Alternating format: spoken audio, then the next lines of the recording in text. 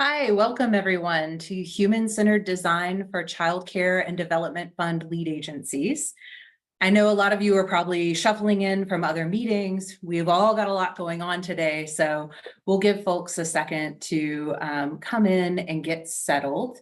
But in the time being, let me take a second to introduce myself and our team.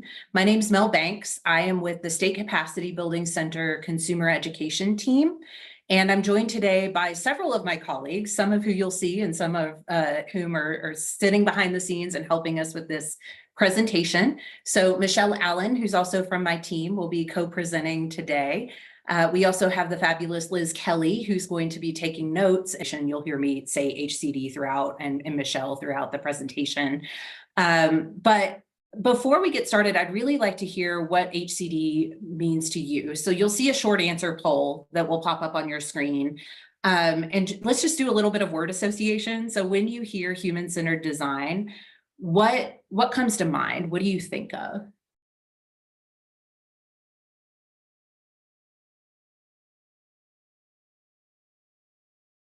I know it'll take a little bit of time to put in some of the short answers.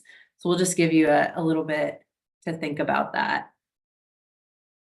This is a really human-centered design, I think, is a really, it's a busy space right now. There's a lot of terminology. We're going to go through a lot of kind of terms and concepts as part of this webinar. So hopefully this will help us pull together some of the thoughts.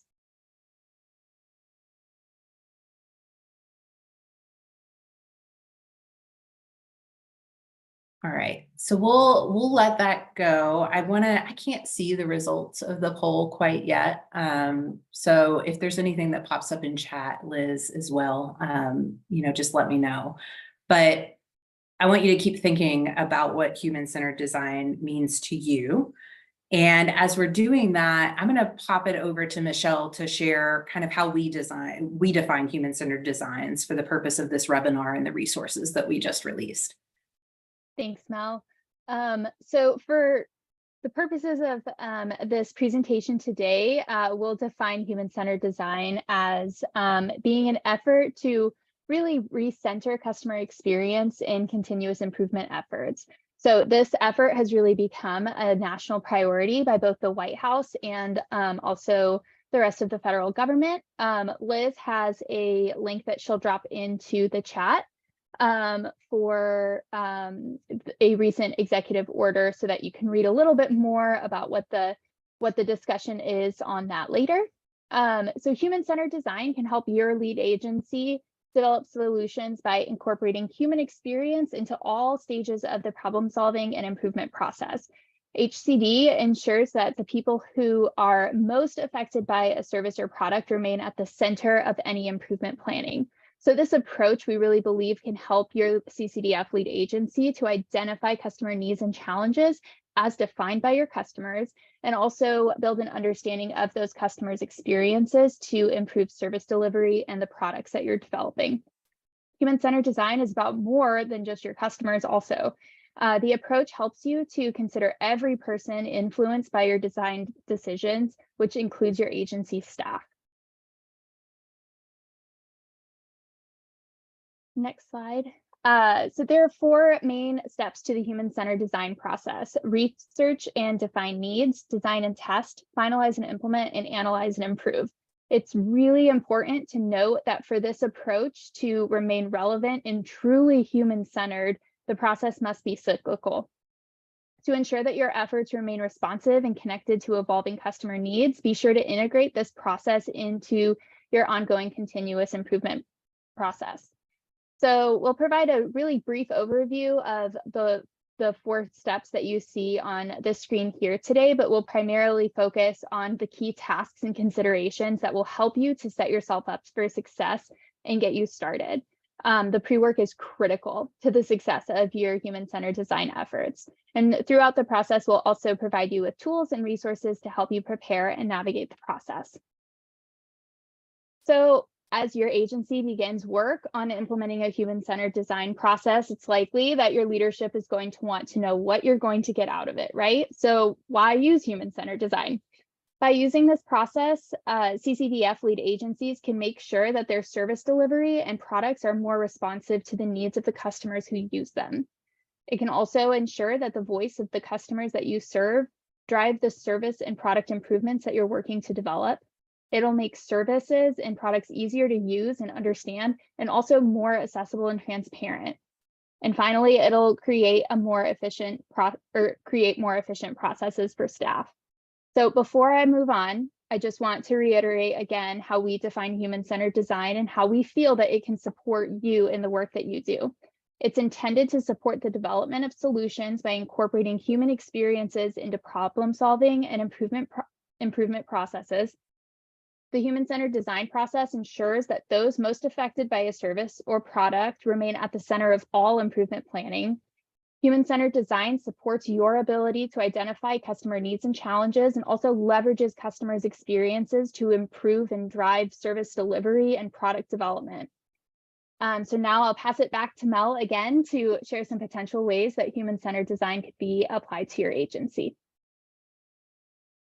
Thanks, Michelle. So as we're thinking about how to apply human-centered design, I think it's a really great time to pull up think about your CCDF plans. So we know this is probably front of mind for a lot of you. As for states and territories, the preprint was just recently released, and the tribal programs have just recently gone through the process of submitting plans. There are a lot of different areas that human-centered design can support the strengthening and development of your childcare systems.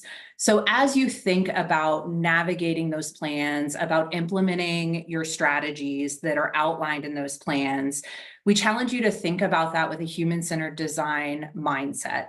So just a couple of examples.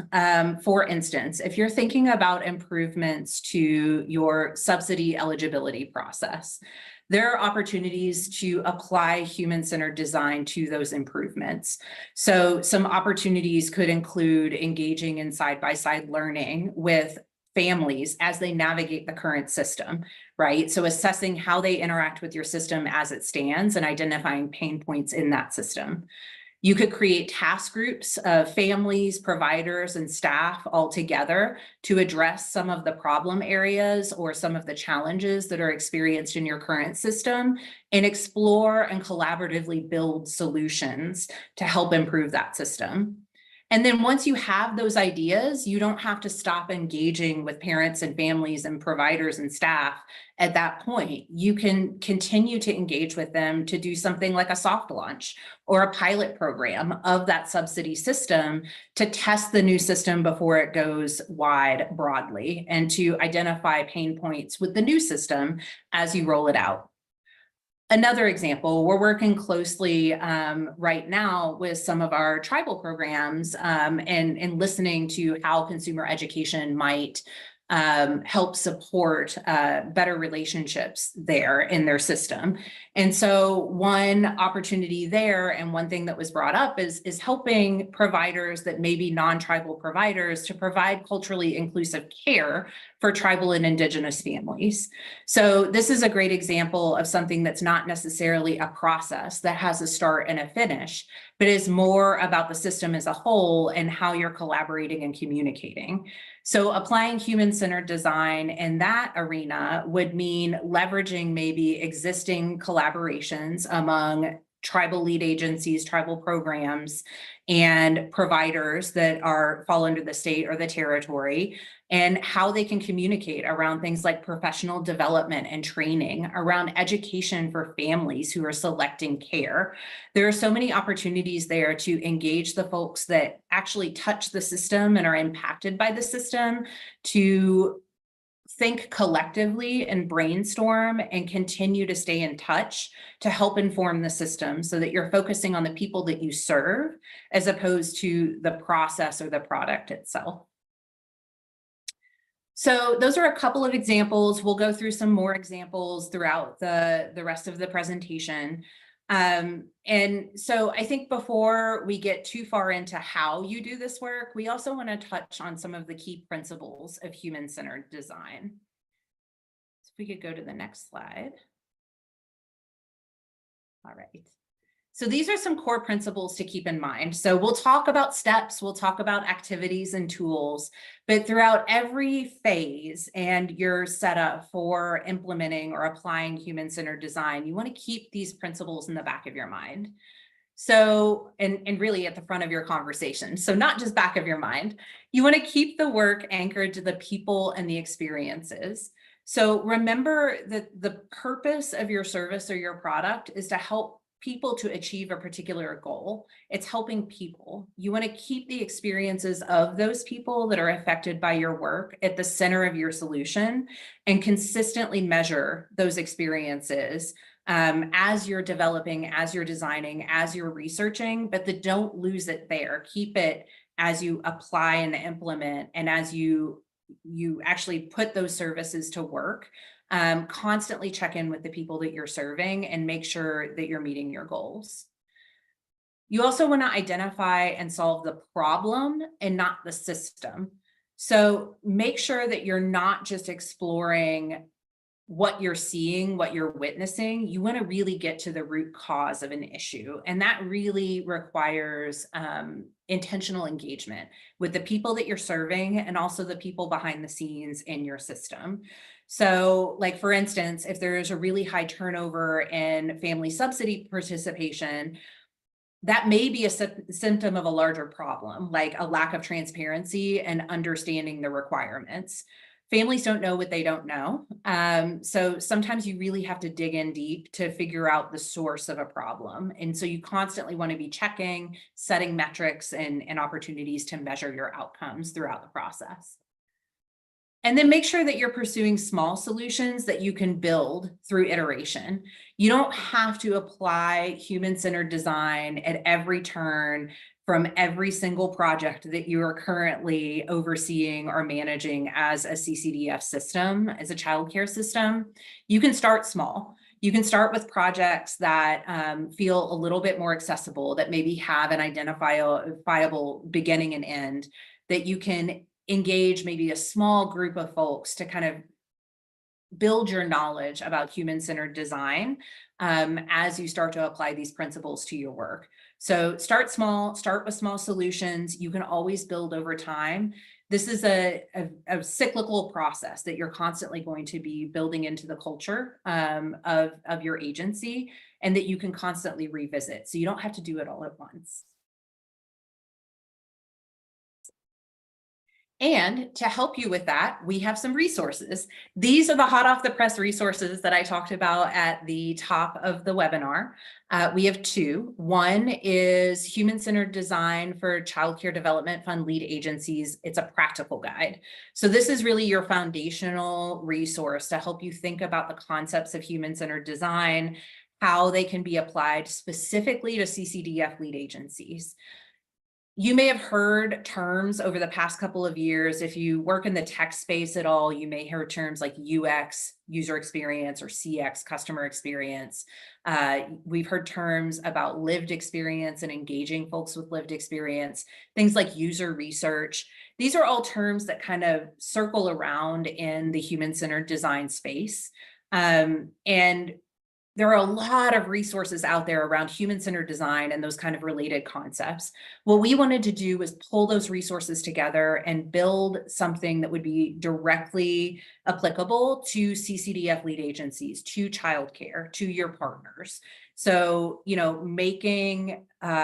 building bridges between the concepts and the work that you're doing in the childcare space. So the practical guide is designed to help you understand those core concepts.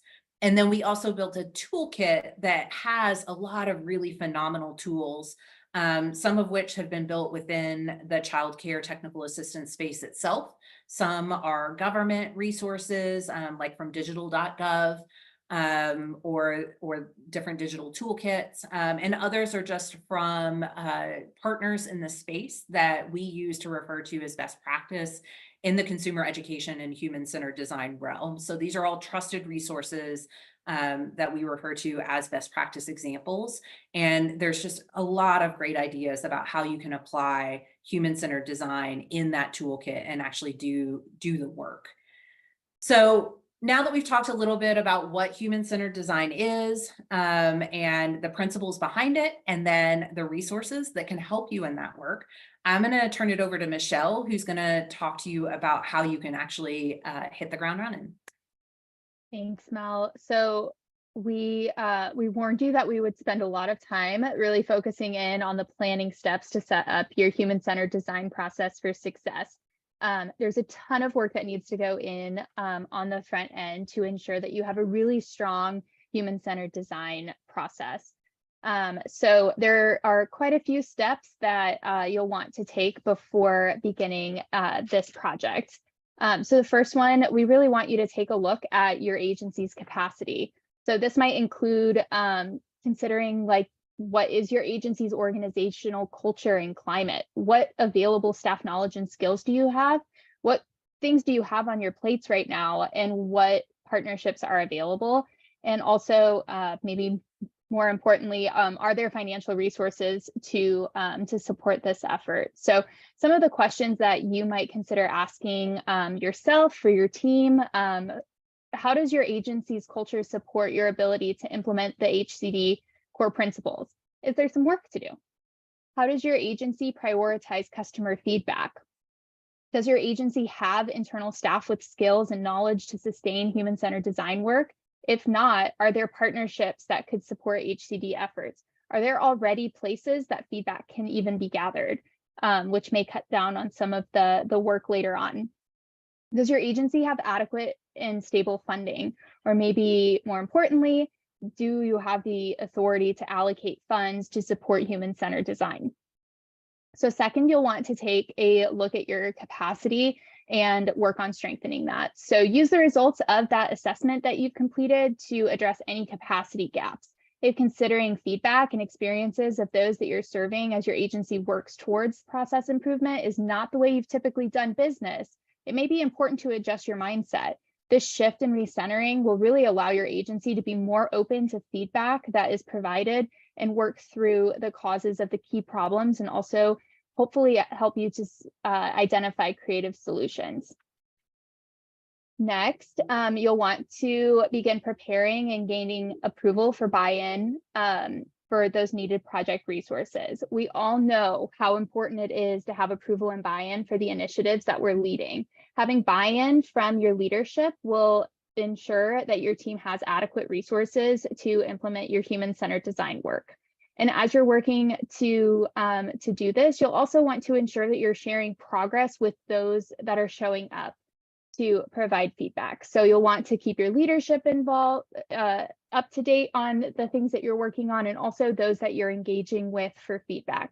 And one important note that we just wanted to share here: remember that not all of the feedback that you get is something that you're going to be able to implement. So you may find some divergent or contradictory feedback or varying needs among customers, especially if you're looking at a really large customer base.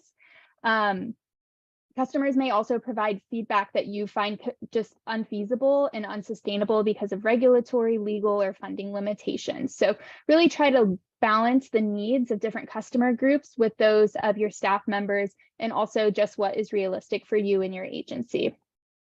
So next up, you'll get to go ahead and build your team. So consider what internal teammates you have that are available to support this work. If you don't have adequate staff time or expertise, does it make sense to contract this work out? If contract work is required, be sure to consider the time it may take to procure this support, and also the type of budget that you might need to support you.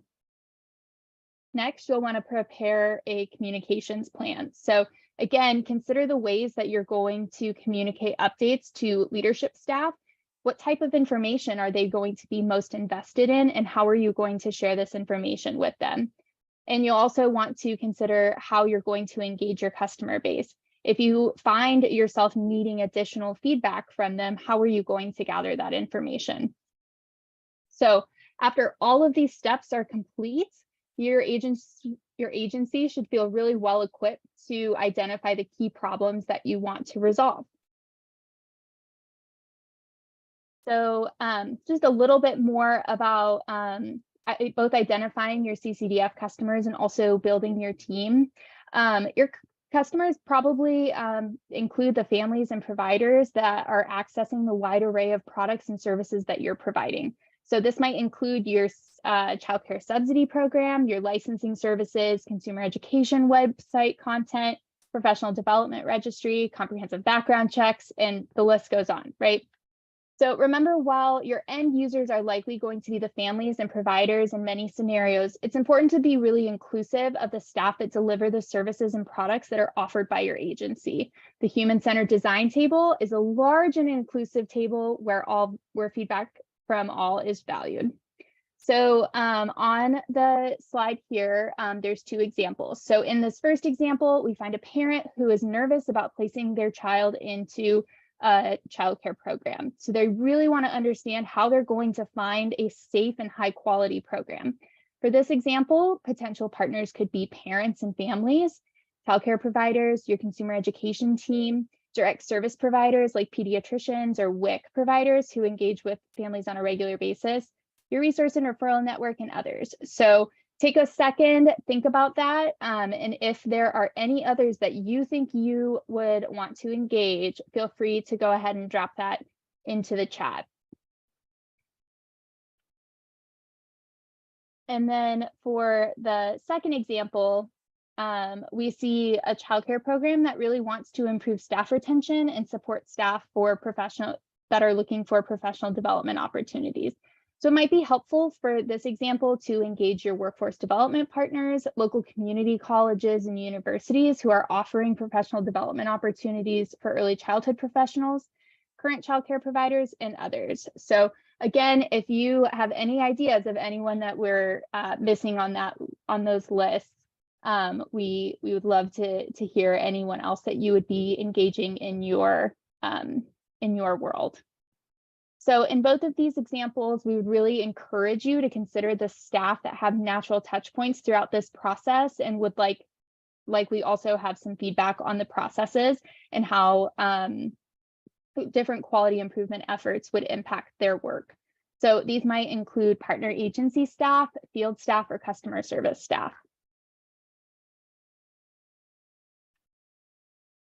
Then as you begin work to identify your challenges, it might just be helpful for us to remember that key problems will likely be associated with service delivery and products, or some combination of both. So some service delivery challenges, these are really your service related processes, which could include the forms and documents that customers are completing to access the services that you're providing, and also how and where they're accessing these services. And then product challenges might include published resources, website content, online applications, childcare provider trainings, formatting of monitoring and inspection reports, and also how they're posted to facilitate parent understanding. So just another note that we wanted to include here, when your lead agency or team are working to develop theoretical frameworks that are considered products, remember that there's also typically going to be a service delivery aspect to that is equally as important to the product itself. So something that might fall under this category could be the development of early learning standards. You're going to develop the early learning standards, but how then will your team implement these and equip early childhood professionals to use them in their classrooms really successfully? So with that, now that we've covered all of the pre-work that you're going to do, I'll pass it back to Mel to begin walking us through the 4 steps of human-centered design. Great. So I love that we've spent almost half of our time together talking about the concepts and the pre-work. As any of you all know, in the childcare space, that preparation part of any of the work that you do is so key. It's where you identify those partners. It's where you kind of get your feet under you and start to think about, okay, how am I going to launch this project or approach in a way that's really going to resonate? How do we get the right people around the table from the start? So, but now that you've done that, now that you're in that headspace and you're thinking about, okay, here are all the things that we need to do for capacity, for organization, now it's time to start the actual work, right? You figured out what problems you want to address. Now it's time to put your ideas into action. So we're going to talk about the phases of the human-centered design process.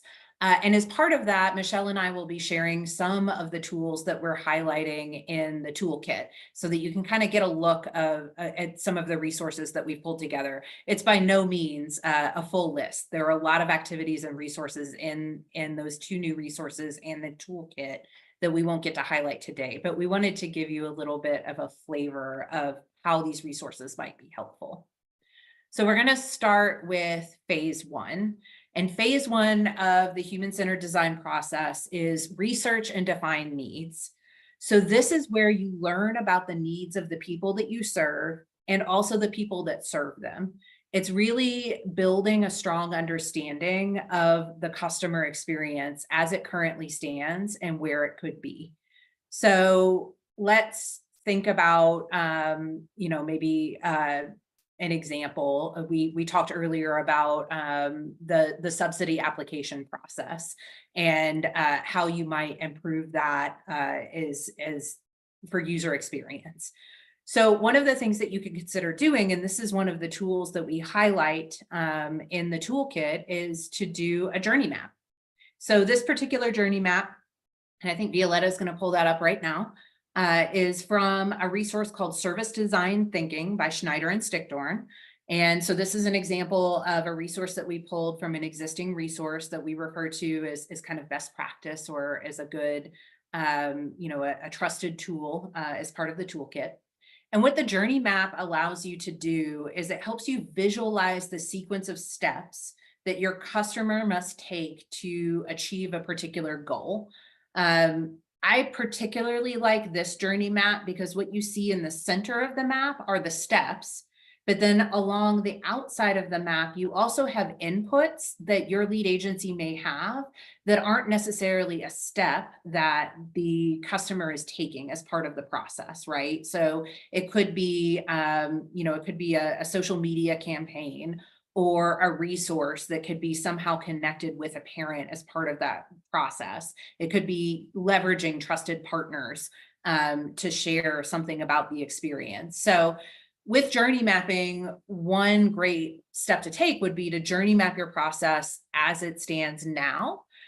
As you're journey mapping, you may identify customer pain points, right? So you may actually find points where customers are struggling with their current interaction with the system.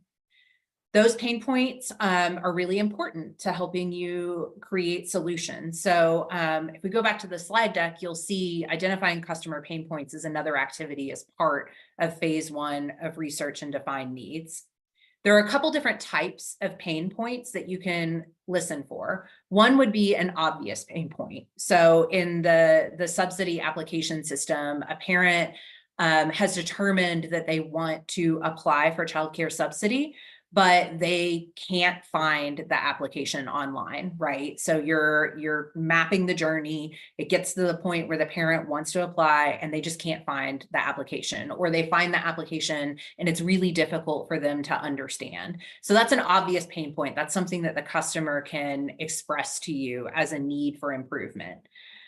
So there also might be hidden pain points, and hidden pain points go back to that old saying of someone can't know what they don't know, right? For instance, if a parent doesn't understand that they can even apply for subsidy, they don't know what the requirements are, they don't ever even initially engage with the subsidy system, that's a hidden pain point. That's a pain point that might only come out if you're doing intentional interviews, if you're really reaching out to a broad array of consumers to ask them about their needs, because you may have folks that aren't even engaging in the subsidy system because they don't know that they can, and you've got to find a way to capture that. User interviews can be really helpful in that situation, and you can use different parent groups or staffing that are interacting with folks that they serve to identify who you might want to reach out to for user interviews. There are also some really great tips in the toolkit about how to conduct user interviews and user groups that you might want to consider engaging. Some other things that you can do under phase one would be to research similar processes or products to gain insight. So you're talking about subsidy applications here. We are not the only field that engages with subsidy applications. So there may be some learnings from parallel fields and services that could help you think about how to structure an application. And then also always remember to engage your staff. So I think one of the dangers is that we sometimes only engage our staff because they're the people that are in front of us. They're the folks that we have access to on a daily basis. But we don't want to go so far down this customer-centered focus that we forget to engage our staff and have them be part of that conversation. So it's really just striking that balance of making sure that you're hitting on all of the users of the system, and staff are users of the system. They do help support that system and deliver to parents. And sometimes they're the end users. You know, it could be something like a provider portal that they're the only ones that are interacting with, a licensing portal or something like that you're wanting to improve. All right, so after you've researched and defined your needs, then you're going to move on to designing and testing. So you've engaged folks in the discussion around the problems. Now you need to start kind of solutioning. This is where we sometimes see you lose the engagement piece with the folks that you're serving. So it's really easy to get all of that information and be really engaging upfront with your parents, your families, your providers. And then you get to this phase and you're like, okay, we've heard everything we need to hear. Now we're just going to create a solution and implement it. Human-centered design says at this phase, you're continuing to engage with everyone that needs to be around the table. You're keeping them at the table and you're using them to help you brainstorm solutions. So you'll see review your feedback and plan. So as you're reviewing your feedback, you'll probably identify quite a few opportunities for improvement or for changes to your system. And you're going to get a lot of information, some of which may be helpful and some of which may not be. And so one of the tools that we outline in the toolkit for this phase would be embracing a theory of change. So a theory of change will help you identify what you want to change, and then take those ideas, like from what you want to change, what ideas do you have to help make those changes? And then you're going to evaluate those changes for the likelihood that they're going to support the change that you want to achieve. So how likely are those solutions going to support the change? And then you take that answer and you use that information to prioritize your concepts. So you may hear one piece of feedback from one parent that's very strong in their opinion, but you're hearing kind of a conflicting or a divergent view over here. And the theory of change development will help you kind of organize your thoughts and your solutions and decide where you want to focus your efforts.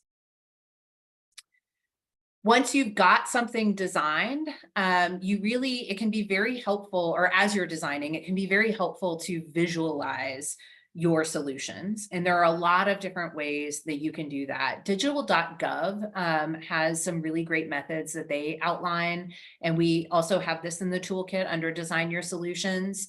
Things like storyboarding, card sorting, story writing framework. These are all ways to visualize your solutions, which can be really effective in engaging your key audiences and your users in the discussion. You might know how the system works because you deal with it administratively every single day, but if you can find a way to make that visual, you know, taking like what you did with the journey map and applying it to your solution outline, that can be really helpful in continued engagement and helping people understand the changes and how they'll be implemented. And also things like card sorting, where you take different ideas and you organize your thoughts around them, can help people feel like they're contributing to new ideas. And you know, they get that satisfaction of actually like taking a piece and saying that doesn't belong here, that moves over here. And that's just a really great way to engage and respect the input of the folks that you're bringing into your design. And then finally, test your prototypes. So before you go to launch, before you implement, which Michelle's going to talk about that in just a second, make sure that you're doing something to be able to test if your proposed solutions are going to resonate with your audience and your customers. So this is where you might consider a pilot phase or a soft launch. Going back to the example I keep using over and over again of the subsidy application process, is there an opportunity here to maybe launch in just a select number of zip codes? Could you have, families self-select, or could you recruit families through, maybe some incentives or folks that just want to be part of the process to give feedback on the new application to kind of test it out and see what they think?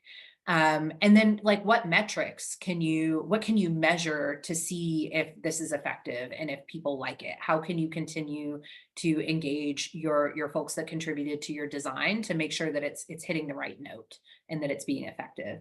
So again, don't lose them at this phase. Keep them with you. That's what human-centered design is. But you're getting really close to being able to implement your design. So I'm going to hand that over to Michelle to walk us through the next two steps. Thanks, Mel. So this is hopefully when you're starting to feel like you can maybe see the light at the end of the tunnel. And this is really where your team will shift from the planning and all of the behind the scenes work to really putting your work into practice. So first, in addition to all of the helpful feedback that you've been able to gather to leverage to identify solutions at this point, it's also likely that there maybe were a few things that you weren't able to take into consideration for various reasons, right? So a few things to consider as you're working towards finalizing your design and, working towards implementation is utility. Ask yourself and those involved in the process, does the solution make the product or service more useful and accessible to customers? And also, do the solutions proposed actually solve the problems that were identified in the very beginning? So next, you'll consider feasibility. Are the solutions presented even possible? Would you actually support the proposed changes? Does your lead agency have the resources that are available to implement the changes? And this means not just financial, but also subject matter expertise and staff time, because we know that those are all very important components as you work to implement. Also, are there any other barriers that maybe we haven't thought of about at this time? So that might include approval, buy-in, again, funding. And then finally, consider sustainability. Are the changes something that can be maintained, funded, and even improved over time? So as you really work through this final design phase, try really hard to balance the needs of those different customer bases with those of the staff members that you're working with. So we've really highlighted that a few times. So just want to call attention to that one more time. So next up, we've talked about having a communications plan in the pre-work. You'll want to have that in place so that you can engage with your customers. And at this point, you'll really want to make sure that you have a communications plan in place to share all of the work that you've been doing. This also allows you at this point to continue providing updates to both your leadership and also, again, those that have been supporting you and making the improvements. So it's important to continue to communicate about how this work is adding value to your staff and your customers and your external partners. Clear communication will help you to support successful implementation and continue to help you build buy-in around your project. Additionally, communications planning will help you to get partners on board with spreading the word about your new solutions. So then once you've done all of that, you get to do the fun work and finally implement. So this is where you launch the product that you've worked so hard to develop. And we also, as a team, fully encourage you and your team to celebrate at this point because you've done a lot of really hard work to get here. So before we move on to step 4, I just want to highlight one helpful resource that will help you as you develop and refine your communications plan. Again, intentionally communicating around or planning around your communication strategies will help you to spread the word about the work that you're doing. And it can be really daunting to identify the appropriate channels and the best methods of communication. So in our digital communications guide, we have some resources and strategies to help you around developing messaging, social media strategy, web content, building partnerships and strengthening your outreach, and then also increasing public awareness. So you can kind of pick and choose the different areas where you feel you're going to have the most impact with your communications plan, and hopefully that this guide will be a support to you as well. So then we will go on to phase 4. And the purpose of this phase is really to determine if the solutions that you've implemented are having the impact that you intended them to. So this phase is really to assess your impact with data and then make pivots as needed. So in phase 3, your team developed a data collection plan to identify how you are going to be able to prove success. If you are working to increase provider participation in your quality improvement plan, has your participation increased? If you are working to maybe improve or create web content about available programs, did you see web traffic increase? So you may have had other indicators of success for your efforts throughout the process. And we would encourage you at this point to really take a look at each of these relevant data points and consider what improvements you could make, if any. And I think at this point, if it's your first trip through the cycle, it'll be likely that there's always opportunities for improvement. So if your first iteration missed the mark in some ways, maybe go back to the drawing board and try again. How did the process really improve customer experience, and where is there room for improvement? And again, we want to make sure that your team holds space to celebrate the successes of the work that you've done to this point, because it is very intensive. So one resource that may support your team in this phase is the Program Evaluation and Continuous Improvement Guide, which is part of the Systems Building Resource Guide developed by the State Capacity Building Center. So within this guide, there are state examples that illustrate how evaluation and continuous quality improvement are important tools that, when linked to strategy, can help you to build better connections between data, decisions, and actions. So we really hope that this resource will give your team some ideas of how to effectively measure success and also develops continuous quality improvement efforts. So the work is not done after you launch your solution. A key component of human-centered design is adapting to the ever-changing needs of the people who interact with your system. So we encourage you to regularly check in with the people who use your service or product to ensure that the solution adds value for the families and providers you serve, as well as the staff members and the partners who provide support. So now that we've walked through the whole process for human-centered design, Mel, Liz, and I just really want to know what you're thinking. Is this something that you can see yourself or your team implementing? Is this something that you're already using, hopefully? Violetta has already launched a poll for you to let us know. And again, if you have a story on how you or your agency have implemented human-centered design, or how you're thinking about implementing, we would really love to hear about that in the chat.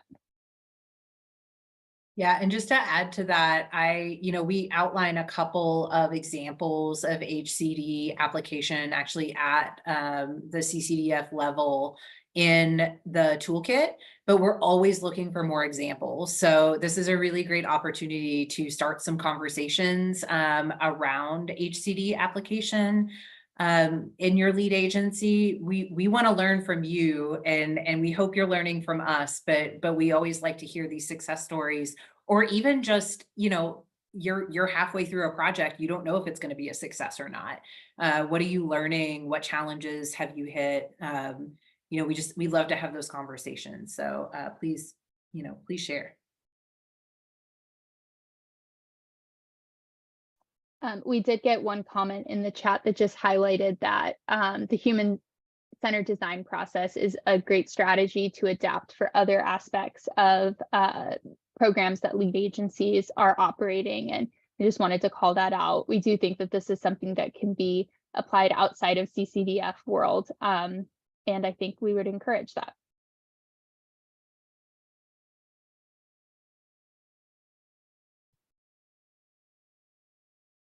Well, we've got a lot of definitelys in the poll responses, and some will considers, and a couple of not applicables, and already doing this. So, if this doesn't feel applicable to your work, we love to hear it. We're always looking to adapt our resources and find ways to make this feel like it could be applied across the entire childcare system, right? So We also love to hear your feedback and your suggestions on how maybe we can make this more relevant to the work that you do, or bring in other examples that would make this resonate more with your role.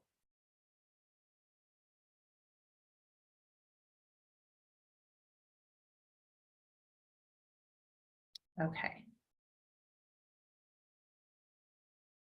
So now what? I think. So, we covered a lot as part of this webinar, and I always, when talking about these kind of broad theoretical frameworks, I always have a concern that it feels like it's too much to apply. So I want to go back to kind of thinking about where we started, and that iterative approach, or those baby steps, right? You can, I mean, we know baby steps, we work in childcare. We know how to start small and how to build our skills and our application over time. So remember that the entire purpose of human-centered design is to keep the people at the center of your work. You can start to apply human-centered design just by inviting a couple more folks to the table. And we already have some really great examples of how that can work. And there's a lot of fantastic work that's already happening across the childcare system. So we're happy to continue to have conversations and create learning opportunities for you to explore those methods, such as, how do we get parents and families to show up and share their feedback and value their input and their time? And then how do we continue to take that input and that time, that lived experience that they're giving and sharing, and actually apply it to changes and show that we are making those changes, that we're taking that lived experience and that feedback and putting it to work and applying that work. And there's so many great ideas. We really hope that these resources are helpful in that process, but this is just the start. These resources will grow over time, and the learning opportunities will grow over time. So, consider, I think one of the places that you can start is you can take these resources, and we're going to put the link to where you can find the resources in the chat. We didn't want to put them in too soon because we thought you might get really excited and we'd lose you on the webinar. But we'll go ahead and share the link to those resources now. And I think you could start by just digesting these resources and sharing them with folks that do the work, right? So share them with your staff, share them with your contracted partners, share them with partner agencies that help you deliver the work, and set aside some time to talk about it, right? So maybe it's just an hour at a staff meeting, maybe it's just a couple of hallway conversations. But I think, taking the opportunity to create a shared understanding around HCD and how it can be applied to your work is a really great place to start. Think about, as you're developing your plans or as you're implementing your plans for our tribal projects, do you have any upcoming projects or areas of interest where you could use that HCD lens as a way to approach the project? Start having those conversations now. So as we're sharing these, and since we've shared all of these concepts, I just want to take one last chance to kind of gauge where you are with human-centered design, and ask you, how much was your understanding of human-centered design improved by this webinar? We hope it was helpful, but like I said from the last poll, if it's not improved at all, we want to hear that too, because we want to know how we can do better in supporting you in this work.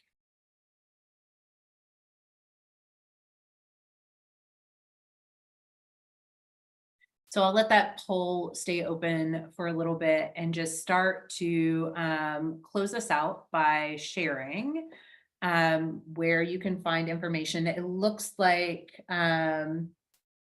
we will put the link to the resources. Yep, thank you, Liz Kelly.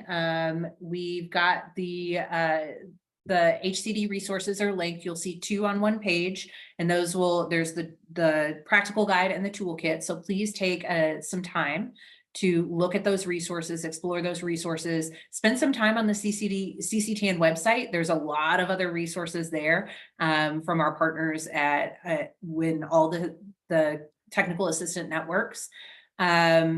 But we're also here and available to provide direct technical assistance or to provide technical assistance that might resonate with larger groups. So we want to hear from you.